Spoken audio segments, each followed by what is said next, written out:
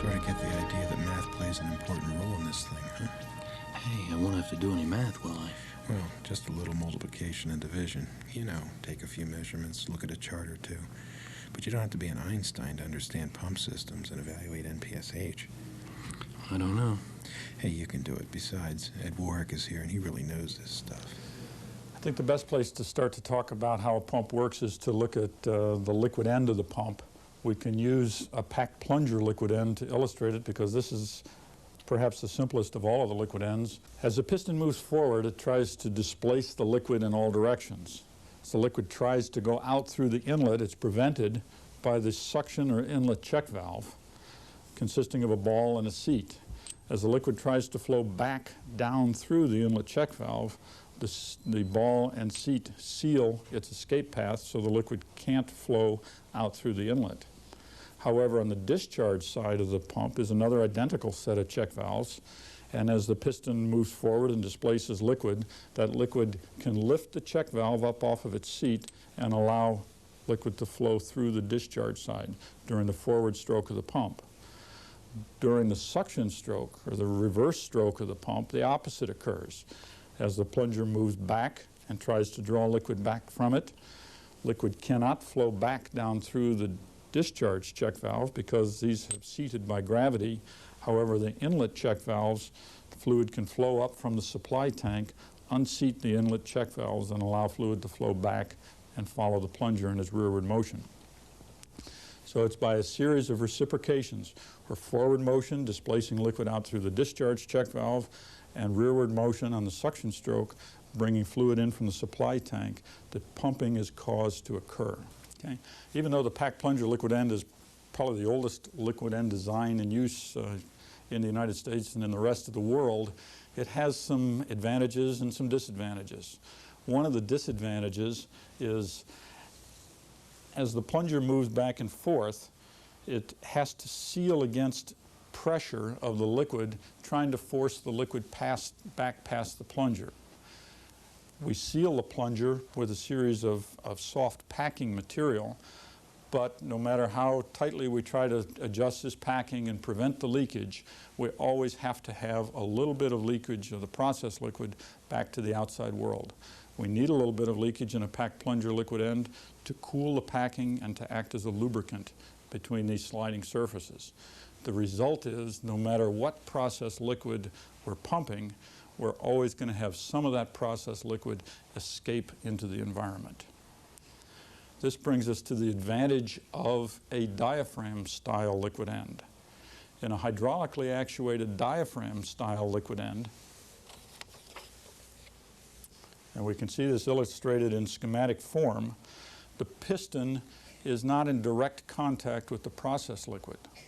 The piston is actually displacing hydraulic oil. The hydraulic oil, in turn, is in contact with a diaphragm. The piston is displacing oil that's in contact with the diaphragm, and the motion of the piston is transferred through the oil to the diaphragm, and the diaphragm actually is in contact with the process liquid and causes the pumping to occur. The advantage to this is that the diaphragm is completely sealed around the outside edges that are wetted by the process liquid, and there is absolutely no opportunity for potentially toxic or dangerous, undesirable process liquid to leak back out into the environment. But exactly the same pumping principle applies if we're using a hydraulic diaphragm as the principle for using the packed plunger liquid end. We still have check valves involved. We still have a reciprocating piston involved. The only difference now is the linkage between the piston, which is producing the flow, and the process liquid, which we're trying to cause to flow, is we have a linkage of oil and a diaphragm. The diaphragm can be a very thin separating membrane. Its only function in life here is to separate the process liquid from the hydraulic oil. The diaphragm actually, or theoretically, could be like a sandwich wrap. It could be a very thin separating membrane. In reality, we usually use a Teflon or other corrosion-resistant material as a diaphragm. Pretty basic stuff, huh? Yeah, sometimes these things can be kind of dry, but I really like the cutaways. Wait, there's the next title. A hydraulic bypass design is a means for adjusting the process liquid flow rate from the pump.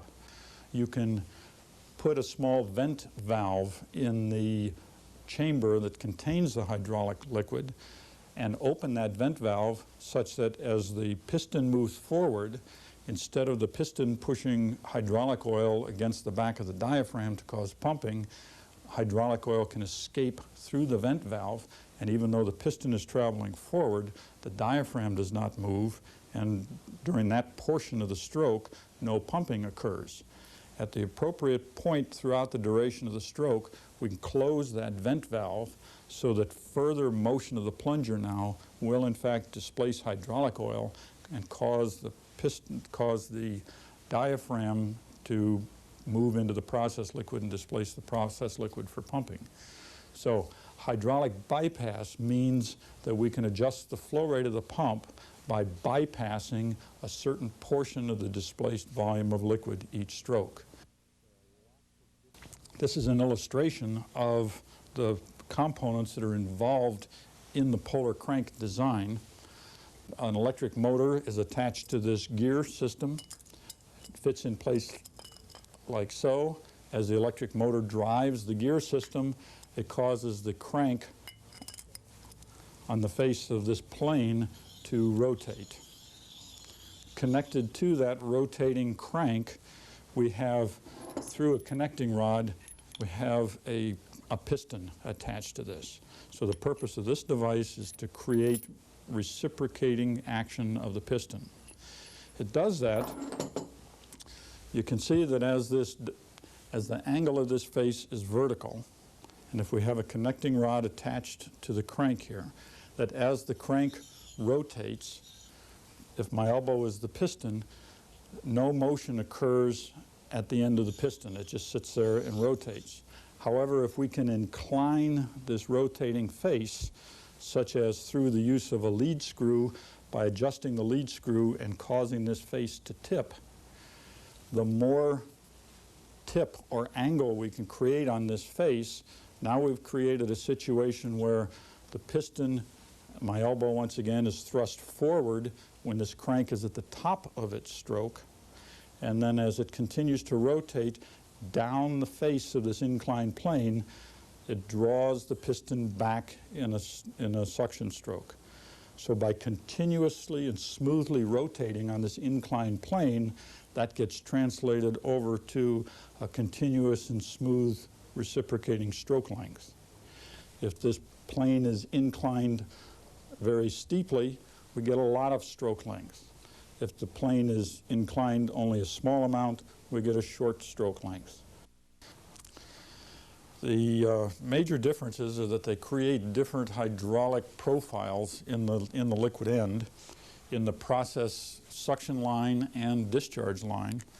And that can be illustrated by taking a slow motion look, if you will, at the instantaneous flow rate in the suction line and discharge line of the pumps as the piston moves throughout its stroke length.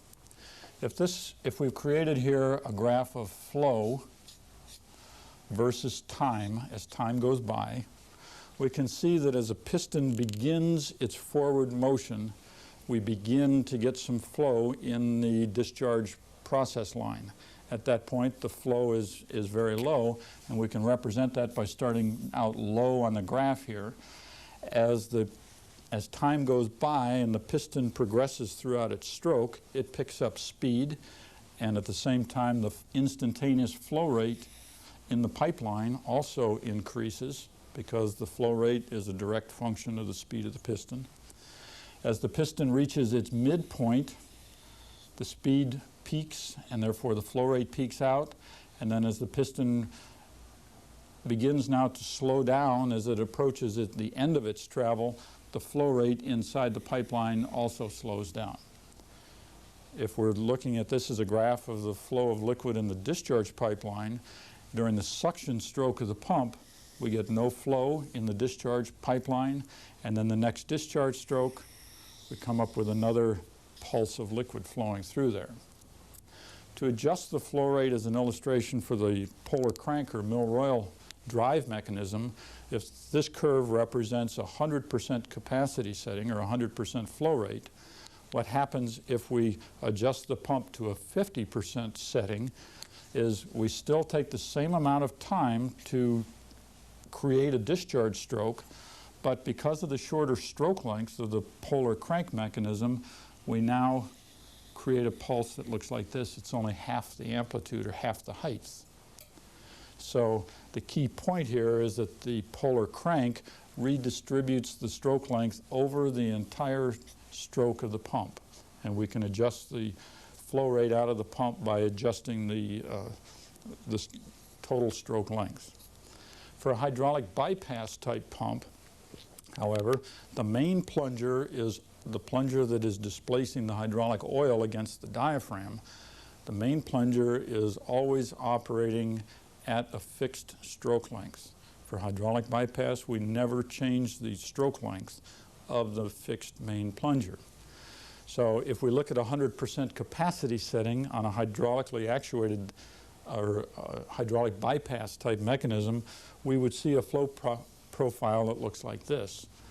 However, if we are looking at a flow profile with the pump set at 50% capacity setting, we would see that during the first 50% or half of the plunger travel, there is no flow occurring in the liquid end, and then that hydraulic bypass or vent valve gets closed, and now the motion of the plunger gets imparted to the oil and to the diaphragm and to the process liquid. So the flow increases very rapidly, and then we pick up the rest of the plunger motion as we go. So flow is now occurring throughout that segment of the stroke. So for hydraulic bypass, we have bypassed the initial portion of the stroke, and the result at reduced stroke lengths is this type of curve. You know, Milton Roy invented the Polar crank drive. In order to appreciate and understand the advantages that the HPD can offer to us, we really have to look once again at the flow profile of the liquid, but this time inside the suction line or the inlet line or the feed line to the pump. The flow profile to the inlet of the pump, if we look at flow on a vertical axis, once again versus time on the horizontal axis, the flow profile is also like a curve or a sine wave. As the plunger begins its rearward stroke on a suction stroke, we begin to experience flow inside the suction line. We get mid-stroke, we have peak flow in the suction line, and as we reach back dead center, the instantaneous flow rate once again has come to rest, is stopped. During the discharge stroke, we have no flow in the suction line. During the next suction stroke, we repeat the previous cycle. What happens in a discharge line with each of these cycles is during the discharge stroke, we have the liquid in the suction line is at rest. At the beginning of the suction stroke, we have to disturb the liquid in the suction line from its rest and have to wake it up and get it moving. In order to do that, we have to create, or what happens is a negative pressure spike is created at the beginning of every suction stroke. All reciprocating piston pumps, no matter what their design, create a negative pressure spike at the beginning of the suction stroke, and that's necessary in order to get the liquid in the suction line flowing.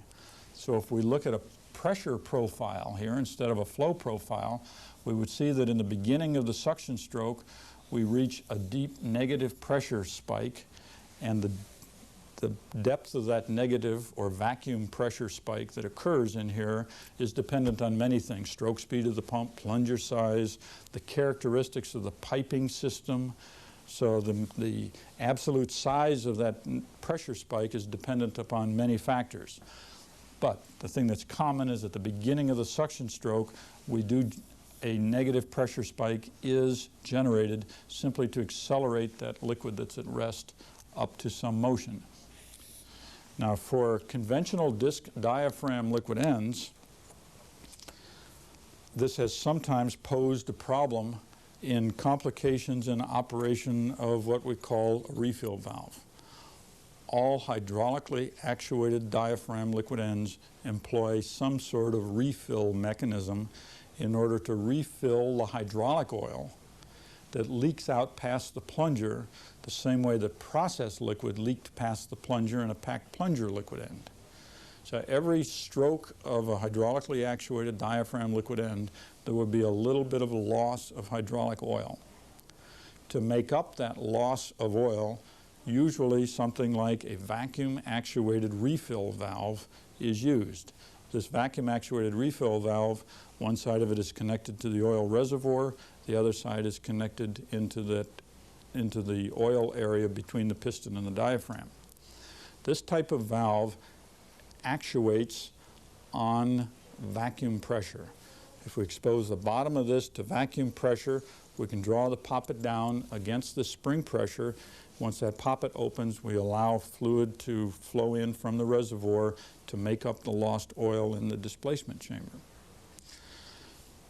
We only want a refill mechanism to actuate if the diaphragm is already in its most rearward position. If the piston has already drawn the diaphragm back to its most rearward position. Otherwise, we run the risk of over-refilling so that on the next discharge stroke, we would overextend the diaphragm. So the main concept here is that we want to refill only when the diaphragm is back against its rearmost support. However, the time when this deep negative pressure spike occurs is not when the diaphragm is back, but it occurs at the end of the discharge stroke or the beginning of the suction stroke. And that's when the diaphragm is all the way forward. So in many of the systems that use a vacuum actuated refill system that responds to a vacuum in the system, a negative pressure spike is caused by accelerating the liquid in the suction line at the beginning of the suction stroke, and the vacuum actuated refill valve will inadvertently react to this negative pressure spike and cause over refilling of the hydraulic chamber. But what I want to know about is the Mars valve. To counter this from happening, Hey, here it is now. the Mars type system was developed. The Mars valve is a refill valve, but instead of being a single stage refill valve that only actuates when exposed to vacuums, the refill system of the Mars valve is a two-stage type valve. Firstly, before the valve can be actuated by vacuum, it has to be armed. Physically, when it's located in the pump, the position of the diaphragm in the HPD style pump and the Mars valve are such that they're about in this type of location relative to each other. So when the diaphragm is forward, it's not contacting the Mars valve at all. However, for the Mars valve to operate, this front disc has to be actuated. The Mars valve has to be armed. Once the Mars valve is armed, then if it's exposed to a vacuum, this rear section, the poppet can open and allow normal refill to occur. The key here is that this is a two-step valve. The Mars valve, mechanically actuated refill system, is a two-stage valve and has to be armed before it can actuate on a vacuum. The only way that the Mars valve can be armed is by having the diaphragm move back against the faceplate of the Mars valve and physically cause the arming to occur. The diaphragm does not move back against the Mars valve until we get not to this portion of the stroke, but until we get to this portion of the stroke.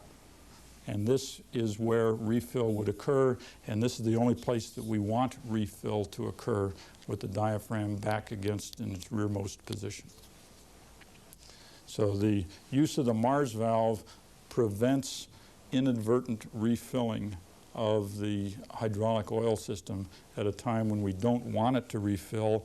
As a matter of fact, if it did refill at the beginning of the stroke, we then overdrive the diaphragm, causing a situation of possible overextension of the diaphragm and damage to it. In addition to damage to the diaphragm, we also lose some of our pumping accuracy if we allow that to continue. So the Mars valve is factory set, factory designed. Matter of fact, there is no adjustment available to it. The Mars valve is buried deep inside the pump mechanism, so an operator does not have to be concerned or bothered with any settings or adjustments to the Mars valve as he would have to be in the older style vacuum actuated refill system. Well, that about does it for basic metering pump systems. The next part has the math in it, doesn't it? Want to take a break? Get the math part out of your head, okay? The brains of Milton Roy have developed the NPSH handbook and a computer program to handle all the calculating and all the equations, so just take it easy. I hope he doesn't ask me any questions. NPSH is a series of initials that are used for the words net positive suction head. It's important in metering pump applications because if we do not have enough NPSH, it can destroy our pumping accuracy. Not only destroy our pumping accuracy, we will lose flow rate, not just a little bit of flow rate, but say 50%, 90% of our flow rate. It's estimated that well over half of the application startup problems involve NPSH problems. So it is to our best interest to understand the basics of NPSH. Actually, there is no single ideal NPSH because the NPSH is actually related to characteristics of the liquid and to the pump that's being used in the process. The liquid in any process gets exposed to many different pressures as the liquid flows through the process. You can see the liquid is exposed to one pressure when it's stored in the tank. The liquid is exposed to yet another pressure as it flows through the suction piping to the pump. It's exposed to yet another pressure while it's inside of the pump head, and still another pressure usually when it gets out into the discharge process line. So studying NPSH is going to give us some tools to understand the effects of this varying pressure at different stages of the liquid flow through the process pipeline. That's a good question. We have to understand the difference between absolute pressure and gauge pressure measuring systems because the term absolute pressure is used a great deal in talking about NPSH. The difference between the two systems, absolute and gauge, really is where you begin your measuring process. The illustration shows atmospheric pressure. If we take a normal standard pressure gauge, as we're most used to using, and we hold it in our hand so that the gauge is exposed to atmosphere, the reading on the gauge will be 0. That is, the pressure that the gauge sees is referenced to atmosphere. However, this atmospheric pressure is around 14, 15 psi, usually around 14.7 psi. So the gauge is actually experiencing 14.7 psi, but registering 0. If this gauge were an absolute pressure gauge, the gauge would in fact be registering 14.7 psi because its standard of reference is not to measure pressure from atmospheric pressure. Its standard of reference is to measure pressure from absolute 0 pressure. That would be absolute 0 pressure would be the pressure of the hardest vacuum that you can imagine, the deepest vacuum that there is, where there are no molecules left in the system at all and there's no molecular activity to cause any pressure. So we will almost always, in talking about NPSH, be talking about absolute pressure, that is pressure referenced from absolute 0 vacuum. So far, so good. Got a calculator? Our whole objective in evaluating NPSH is to keep the pressure on the liquid at that particular point greater than the vapor pressure of the liquid. We show here a theoretical particle of liquid. The things that keep a liquid is the fact that there's pressure acting on the outside of this particle of liquid that will keep it liquid. If we reduce the pressure enough around the outside of this particle of liquid, it will change its state from liquid state to gaseous state, where it will change from a liquid into a bubble. At that point is when we lose flow rate in the pump. Various liquids have different vapor pressures, or pressures at which the material will change from a liquid into vapor or a bubble. Cold water will make this transition down at very deep vacuums, say less than 1 psi absolute pressure. Warm water, however, if we reduce the pressure on top of warm water will have a vapor pressure of perhaps around 5 or 6 psi absolute. Remember our absolute pressure scale, 5 or 6 psi absolute is still in the vacuum range. Many of the freons that are used in refrigeration systems have vapor pressures that are very near the near atmospheric pressure. One interesting material, butane, like is contained in some of the popular cigarette lighters, where you can see through the cigarette lighter into the storage tank. You see a liquid butane in there. When you flick your Bic, so to speak, and open the valve, you expose that liquid butane in there to atmospheric pressure. The liquid cavitates and comes out as vapor through the nozzle. So the vapor pressure of butane is above atmospheric pressure. If we expose butane to atmospheric pressure, it will boil, and in fact it does in the lighters. Some other interesting materials are such as carbon dioxide, CO2. If we compress CO2 up to a pressure of a little over 800 psi, between 8 and 900 psi, the CO2 will change state from gas to liquid. Once it's liquid, if we reduce the pressure a little bit, the CO2 will change back from a liquid state to the gaseous state. We've talked about cavitation, but I'd like to show you what actually happens deep inside the liquid end of a pump if we do have a bad enough NPSH situation where cavitation is allowed to occur. All right, one demonstration's worth 1,000 words. Who said that? I think I just did. I'd like to show you this demonstration by using a small amount of warm water, and we're going to place this warm water inside of a bell jar and going to reduce the pressure on top of the water, simulating our pressure losses. We're going to reduce the pressure on top of this water to a point where finally the water will cavitate. And we've reduced the pressure to its vapor pressure point. We are not changing the temperature of this water at all. The water remains comfortable to hold in your hand. The only thing that we're doing that will cause this water to boil is going to be reducing the pressure on top of the water.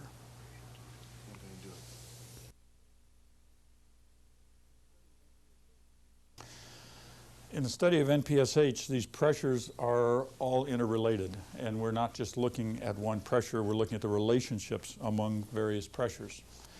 Here on the diagram, we've depicted NPSH really as a relationship among 3 separate sets of pressures.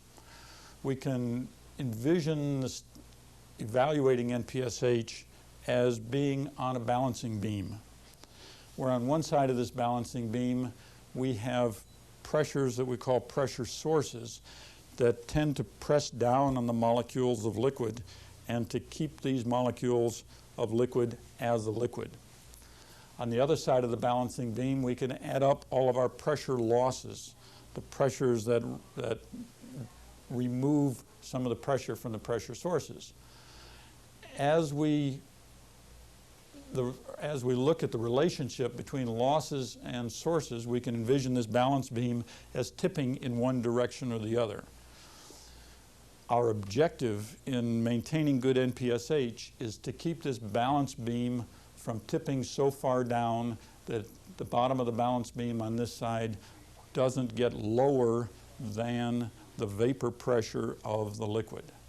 So this NPSH scheme involves adding up all of the pressure sources that we may have, and pressure sources can come from atmospheric pressure acting on top of an open tank, or it could be pressures involved in a closed tank.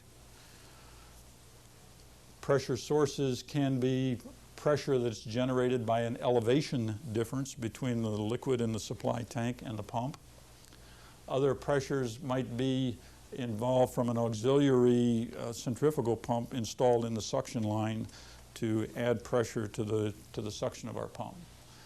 Some possible pressure losses come from the typical pressure losses that are involved in a piping system and moving liquids through the piping system. Frictional losses is one of the most familiar areas. When the liquid moves through a pipe system, it rubs up against the walls of the pipe, and then actually different layers of liquid are rubbing up against each other, and the resistance to move against this rubbing can be represented as a pressure loss. Another area for pressure loss is not only in the exterior piping, but also internal to the pump. As this liquid tries to move through the check valves of the pump, as the liquid moves through the inlet or suction check valve of the pump, the check valve acts as a restriction to the liquid flow and represents another area of pressure loss. One area of pressure loss that is unique to all reciprocating piston pumps is the acceleration pressure loss. Almost everybody is familiar with the pressure loss that's experienced, what we might call the viscous pressure loss of the friction between the material and the pipeline that we're passing it through. This other area of pressure loss, though, we call acceleration pressure loss, and this is unique to reciprocating piston pumps. Remember from previous discussions that the character of flow rate in the pipeline connected to a reciprocating plunger pump is that we get pulsating flow. The flow pulses once in the suction line as the piston moves back, then that liquid in the suction line stops while we're on a discharge stroke, and in the next suction stroke we have to start that whole slug of liquid that's contained in the suction line. We have to accelerate it from rest to come back up to speed to flow into the pump. This we have to do every stroke of the pump. Some pumps operate at 100 strokes per minute, 130 strokes per minute. Whatever the stroke speed of the pump is, that's the speed at which the slug of liquid in the suction line has to start, stop, start, stop. The pressure required to get this liquid started every stroke of the pump is what we call the acceleration pressure loss. So when we add up all of our pressure sources and we subtract from those sources, we subtract our pressure losses, we get a net pressure in the system, a net pressure that this liquid is going to be exposed to. That pressure must be greater than the vapor pressure of the liquid. If we expose the liquid to a pressure lower than its vapor pressure, it's going to cavitate, or it's going to bubble, and we're going to lose flow rate and accuracy of flow rate from the pump. So the relationship between the sources and the losses and the vapor pressure of the liquid is the important aspect in understanding NPSH. The other element that comes into play right alongside of the vapor pressure of the liquid end is various designs of liquid ends: packed plunger, disc diaphragm, tubular diaphragms, mechanically actuated diaphragm pumps, HPD style pumps. Each one of these different kinds of pumps has a design limitation associated with it. All pumps are subject to these design limitations. So we really have to look at NPSH and the resultant net pressure to make sure the two conditions are satisfied. Number one, that net pressure cannot drop below the vapor pressure of the fluid being pumped. Condition number two is that also has to not drop below the minimum pressure, design pressure limitation of the liquid end in question. We've arranged a little bit of a demonstration to more graphically show you exactly what degree of pulsations we're talking about when we talk about a reciprocating piston pump generating pulsations. 2 demonstrations in one video. Unbelievable. Nothing's too good for all our viewers. We have a small reciprocating piston pump, our Emeroy model here, that is discharging through this blue line into a pulsation dampener, and then here's the ultimate outlet for the pump. We'll be able to demonstrate for you the degree of pulsations that are associated with no dampener in the system, because we can turn the dampener off through the use of this on-off valve, and then we can demonstrate for you the effects of the positive effects of the pulsation dampener in eliminating the pulsations. Rolf, do you want to plug it in, please? What we see here first is the full pulsating nature. These are the inherent pulses that are generated by any reciprocating piston metering pump. Every time the piston goes forward in the discharge line, we get a pulse of liquid, and when the piston moves back, the pulse of liquid stops. Although we're seeing this demonstrated as the effect in the discharge line, exactly the same phenomena is occurring on the suction, in the suction line. Okay, Walt, would you put the pulsation dampener in line? We'll activate the pulsation dampener, and we'll see the wonderful effects that a pulsation dampener has. And what we're seeing here is a small pump producing these pulsations. Even this small pump in pumping acid systems can generate well over 100 psi in acceleration pressures alone. The use of the pulsation dampener will totally eliminate all of these acceleration pressure pulsations. And of course, the larger the pump, the more severe the pulsations become. Changing the pump flow rate does affect NPSH. I've put up a few equations here that show the relationship between flow rate and the pipeline friction and the flow rate, check valve losses. Remember, one of our objectives in dealing with NPSH is to try to minimize our losses, to make our pressure losses as small as possible. We can see in the pipeline friction loss equation that Q, the flow rate involved in this, if we increase the flow rate, we increase the amount of pressure loss in the pipe friction. If we increase the length of pipe, we increase the friction. If we decrease the pipe length, we decrease the friction and the pressure drop. One of the most dramatic effects, dramatic improvements can be gained in changing the diameter of the pipe, because you can see that appears in the denominator of the equation here, and it is also to the fourth power. So typically doubling the pipeline diameter will decrease the pipeline friction by more than a factor of 16.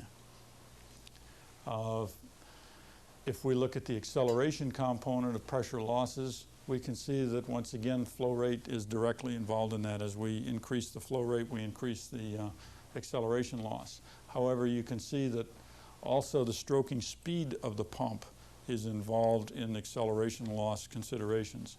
As we increase the stroking speed, we increase acceleration loss. If you notice back down at the frictional loss equation, stroking speed isn't involved in that at all. Frictional loss through the pipeline or frictional loss through the check valves is totally independent of stroking speed of the pump. Stroking speed affects pressure losses only in the acceleration pressure loss. Excuse me, Ed, are there some practical approaches to evaluating NPSH? Good question. NPSH is considered by many people to be a very complicated subject, and there are a number of ways that it can be simplified a great deal. One of the ways is to use the outline in NPSH handbook.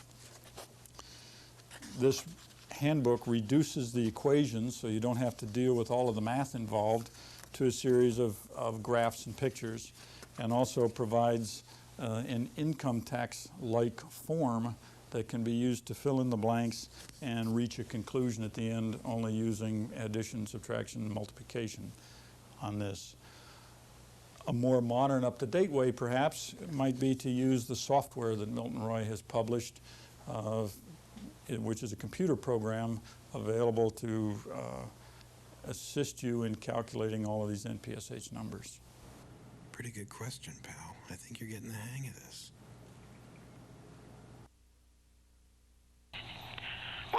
determine what your pump system MPSH should be? Yes, I did. And what did you find out? The problem was with the length and diameter of the suction piping. And also, depending on the temperature of the process liquid, the vapor pressure varies and can cause cavitation.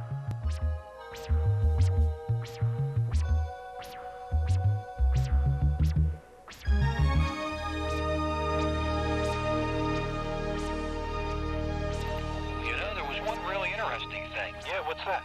When the liquid in the supply tank is less than half full, the pump is actually higher than the supply, causing suction lift. Amazing. And another thing, this translates as a negative factor in the algebraic equation, determining acceleration pressure losses and directly relates to the consistent numerator value reduction when applied to the... Oh, boy. Well, congratulations. You just earned your first engineering stripe. Piece of cake.